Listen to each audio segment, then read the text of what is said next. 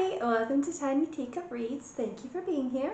So I'm not great at sticking to TBRs because I am a massive mood reader. So instead of making a set TBR for the month of May and putting a lot of pressure on myself to finish it, I decided I'm just going to make a very flexible TBR about books that I want to read in the near future and call it my Spring TBR. The first book on this list is The Geography of You and Me by Jennifer E. Smith. This is a young adult contemporary romance novel about two teenagers who meet in an elevator when the electricity goes out before moving to different countries the next day.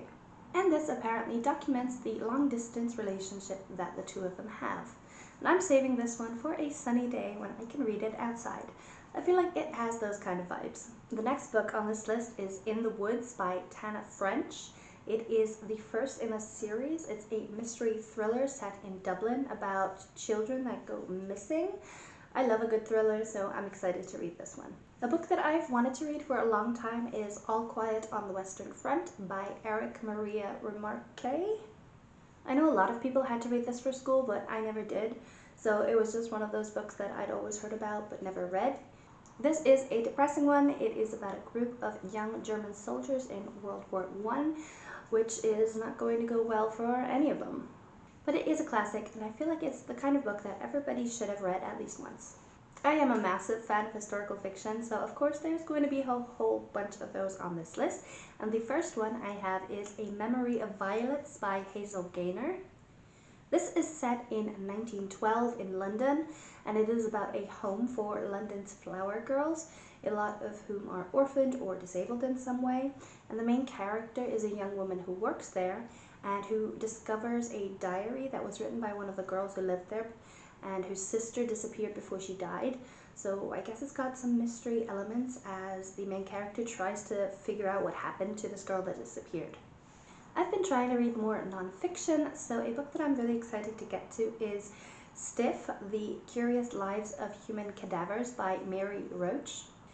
As the title suggests, it is about how human cadavers are used for medical and scientific research and have been for thousands of years. It sounds a little bit morbid, but it is also something that I've heard a little bit about and have kind of been curious about, so I'm really interested to get to this one. Another historical fiction, this one set a little bit closer to our own time, is Girl at War by Sarah Novich. It is about a 10-year-old girl who lives through the civil war in Yugoslavia in the 90s. She lives in Zagreb, which is in what is now Croatia, and her plan is to escape to America. And apparently it also deals with the aftermath of this situation and how she deals with it as an adult. I live in Austria, which is right next to what used to be Yugoslavia. So when the Civil War broke out, a lot of people from there moved over to Austria. So we have a lot of families in my community whose parents either moved here from there or who even went through those things themselves. And it's something that I kind of only know the historical facts about, so I've been curious to read more about it. Around the World in 80 Days by Jules Verne is another classic that I have never read. As the title suggests, it is a man who attempts to travel around the world in 80 days using a whole bunch of different methods of travel, and it sounds really interesting.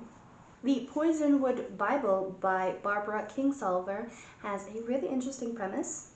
It is about a Baptist missionary who, along with his family, moves to the Belgian Congo in the 1950s.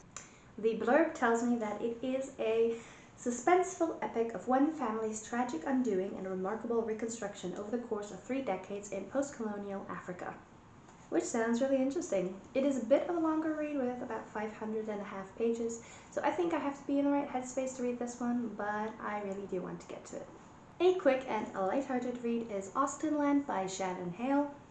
There's a movie of this, which is really fun, so I wanted to read the book. It is about Jane, a woman from New York City who is obsessed with Pride and Prejudice. So when she has the opportunity to go to England and stay at a resort which gives its guests a really immersive experience into Regency England and sort of reconstructs a Jane Austen book, she of course jumps at the chance. A Countess Below Stairs by Ava Ibbotson is yet another historical fiction, this one set just after the Russian Revolution, where a countess has to escape to England, where she takes a job as a servant and has to try to hide her true identity. And there also seems to be a complicated romance between her and an English earl.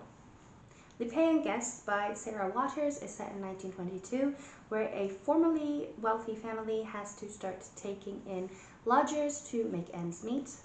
I read another book by this author called Fingersmith, I think 2 months ago, and I absolutely loved it, which is why I really want to give this one a try as well. Okay, almost done. The last book on this list is called Secrets of the Realm by Bev Stout. It sounds really promising. It is about a 15-year-old girl who is on the run in 18th century London, where she becomes a cabin boy on a ship. She disguises herself as a boy to keep herself safe, so it's about her trying to survive here and trying to keep her identity hidden.